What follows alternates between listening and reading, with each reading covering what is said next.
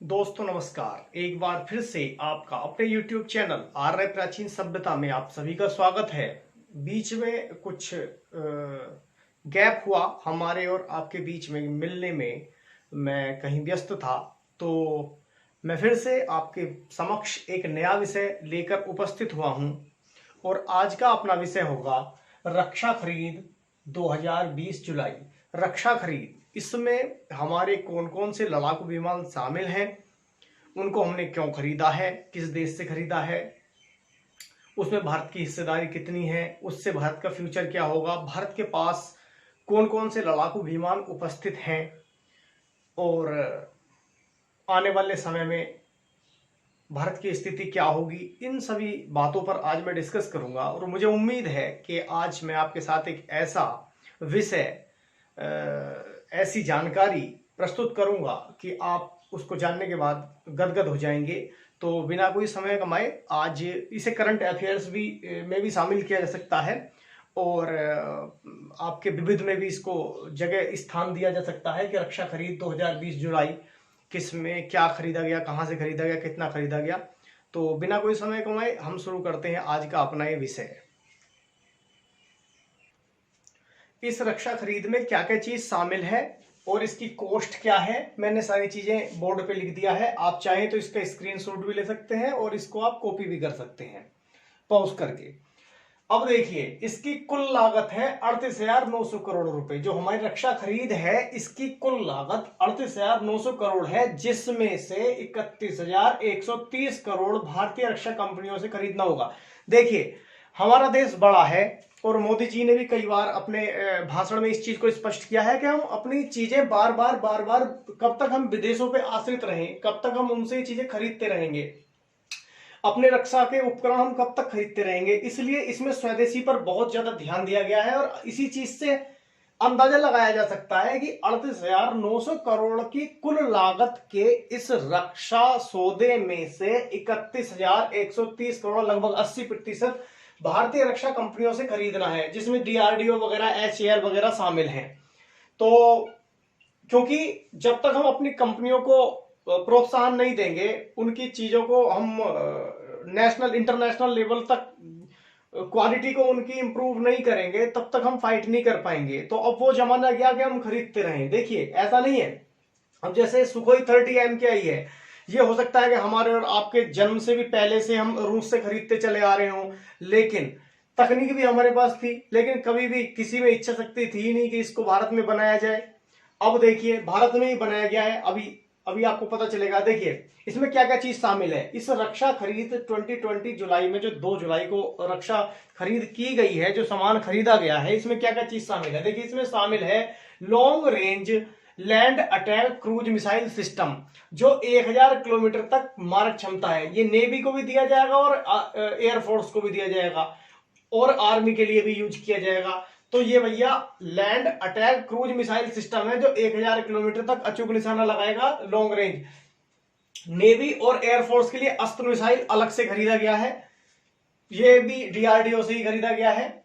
तो 12 SU-30 MKI, जिनकी कीमत 10,730 करोड़ है। दोबारा से बता रहा हूं, 12, देखिए एसयू मतलब सुखोई, कहीं कहीं आप इसको सुखोई भी पढ़ेंगे, तो 12 सुखोई या SU-30 MKI।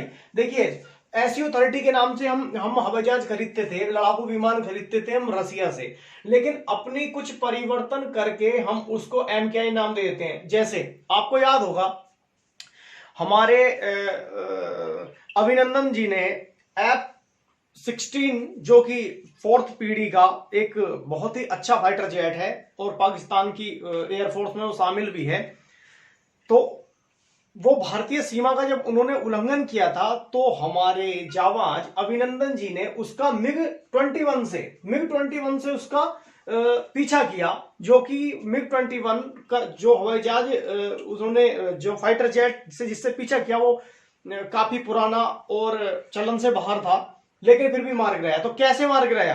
F-16 को, अपग्रेड हवाई जहाज को कैसे मार गिराया?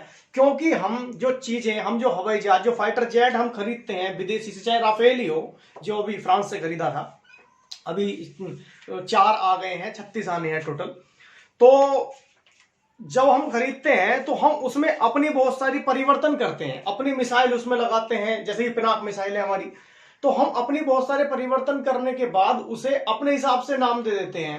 तो इसलिए जानकारी नहीं रह पाती किसी को भी। अब देखिए, हमने कोई चीज विदेश से खरीदी और दूसरे देश से, जैसे सुखोई 30 चीन के पास भी है, सुखोई 30 चीन के पास भी और हमारे पास भी है। तो चीन ने जो खरीदा है रसिया से, हमने भी रसिया से खरीदा है। तो अब चीन तो यही समझेगा ना कि जैसा हमारा सुखोई 30 है, जिस तरह से हमारा सुखोई 30 ऑपरेट हो रहा है, SU-30 ऑपरेट हो रहा है, ऐसे ही भारत वालों का हो रहा होगा। तो उसको सर्विलांस करना, उसको ट्रेस करना, उसको ट्रैक करना आसान हो गया। लेकिन हमने इसमें बहुत सारे रडार सिस्टम अपने लगा दिए, बहुत सारी मिसाइल अपनी लगा दी, तकनीक हमने चेंज कर दी। तो अब अगर चीन से युद्ध होता है तो वो चकमा खा जाएगा, क्योंकि वो तो यही सोचेगा कि जो हमने खरीदा है रसिया से वही भारत ने खरीदा, वही चीज है। तो ये इसलिए धोखा खा जाती है दुनिया, क्योंकि हमारी एयरफोर्स उसमें परिवर्तन बहुत ज्यादा करती है। और धीरे धीरे हम मेक इन इंडिया की तरफ, स्वदेशी की तरफ, इंडिजिनस की तरफ हम धीरे धीरे अपने कदम बढ़ा रहे हैं। ये इसमें आप साफ दिखाई दे रहा है। कैसे साफ दिखाई दे रहा है? क्योंकि 12 सुखोई 30 MKI अब हमने रूस से नहीं खरीदे हैं, हमने खरीदे थे हिंदुस्तान एरोनॉटिकल लिमिटेड से, जो 10,730 करोड़ रुपए के 12 मिल जाएंगे। देखिए, अगर हमने रसिया से खरीदे होते तो किसी भी कीमत पे 10,730 करोड़ रुपए में, 10,730 करोड़ रुपए में हमें कभी भी 12 सुखोई 30 MKI हवाई जहाज नहीं मिलते। ये आप भी जानते हैं, हम भी जानते हैं। ये कब संभव हुआ? जब हम तकनीक तो ले आए थे, लेकिन हिंदुस्तान एरोनॉटिकल लिमिटेड ने उसको बनाकर तैयार कर दिया, उस हवाई जहाज को एज द सेम उसी की तरह से बनाकर तैयार कर दिया, और हमारी एयरफोर्स के कहने से उसमें परिवर्तन भी कर दिए। इसलिए अब हमारा काम आसान हो गया। अब हमें 12 हवाई जहाज मात्र 10,730 करोड़ रुपए में ही मिल गए। अगली बात करता हूं, 21 MiG-29 ये खरीदे जाएंगे नए, ठीक है। 21 MiG-29 खरीदे जाएंगे, जबकि 59 MiG-29 को अपग्रेड किया जाएगा, मतलब कि उनमें परिवर्तन किया जाएगा। क्योंकि MiG-29 भी हमने कहां से खरीदा है? ये भी हमने रसिया से ही खरीदा था, और हो सकता है MiG-29 की टेक्नोलॉजी चीन के पास या अन्य देशों के पास भी हो, इसलिए इनको अपग्रेड किया जाएगा। ये सारा रक्षा खरीद में ही शामिल है। 38,900 करोड़ रुपए में से 31,130 करोड़ रुपए का सामान हम भारतीय कंपनियों से ही खरीदेंगे। ये कहा है समिति ने, जो रक्षा अधिग्रहण समिति है। देखिए, इन चीजों को जो स्वीकार करती है उसका नाम है रक्षा अधिग्रहण समिति। ये एक समिति होती है जो रक्षा खरीदों को यस या नो करती है। वो जमाना गया जब सरकार पर ज्यादा चीजें डिपेंड रहती थी, कि सरकार यदि चाह रही है तो चीजें मिल रही है, सरकार यदि चाह रही चीजें नहीं मिल रही है, कि हथियार भी नहीं है और बंदूक भी नहीं है, सामान भी नहीं है, और युद्ध में लड़ने के लिए भेज दिया गया। वो जमाना खत्म हो गया। अब समिति निर्णय लेती है, कोई एक आदमी निर्णय नहीं लेता है। तो भारतीय अधिग्रहण समिति ने 38,900 करोड़ रुपए की रक्षा खरीद को प्रस्तावित कर दिया, मतलब स्वीकार कर लिया है प्रस्ताव को, जिसमें से 31,130 करोड़ रुपए का सामान भारतीय कंपनियों से ही खरीदना होगा। यह उसने कहा है। लॉन्ग रेंज मिसाइल इसमें शामिल है, जो 1000 किलोमीटर तक मार करेगी। नेवी और एयरफोर्स के लिए स्पेशल अस्त्र मिसाइल इसमें शामिल है। 12 सुखोई 30 MKI DRDO HAL से खरीदे जाएंगे। ये हिंदुस्तान एरोनॉटिकल लिमिटेड से 10,730 करोड़ की लागत है। अगर हम विदेश से खरीदते तो ये खरबों रुपए में इसकी लागत पहुंच जाती। 21 MiG-29 हम खरीदेंगे, और नए, ये तो न्यू खरीदेंगे, हम न्यू खरीदे जाएंगे ये। और 59 जो MiG-29 है उनको अपग्रेड किया जाएगा, मतलब उनमें परिवर्तन किया जाएगा, उनको अपग्रेड करके अपनी फोर्स के अपनी यूज के योग्य उनको बनाया जाएगा। और डिफेंडर रेडियो भी इसमें शामिल है, जो आर्मी के लिए खरीदा जाएगा। और सुनने में आया कि पिनाक मिसाइल भी इसमें शामिल है, और गोला बारूद भी बहुत सारा इसमें शामिल है।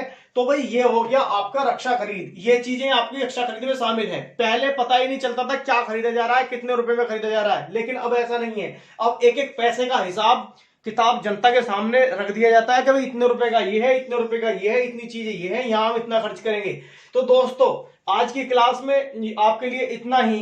अगली क्लास में मैं डिस्कस करूंगा एयरफोर्स के बारे में कि भारत की एयरफोर्स कौन से नंबर की एयरफोर्स है। जैसा कि आप जानते हैं भारत की एयरफोर्स चौथे नंबर की एयरफोर्स है। भारतीय एयरफोर्स के बेड़े में कौन कौन से लड़ाकू जेट, फाइटर जेट शामिल हैं और कौन कौन से हेलीकॉप्टर, कौन कौन से भारी मालवाहक जहाज शामिल हैं, हवाई जहाज शामिल हैं, ये मैं अगली क्लास में डिस्कस करूंगा।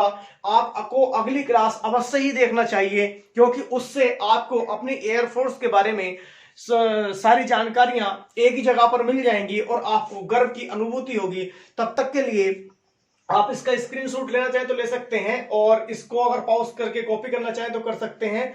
अगली क्लास तक के लिए मैं सचिन कुमार आप सभी का स्वागत करता हूं, धन्यवाद करता हूं। तब तक के लिए नमस्कार।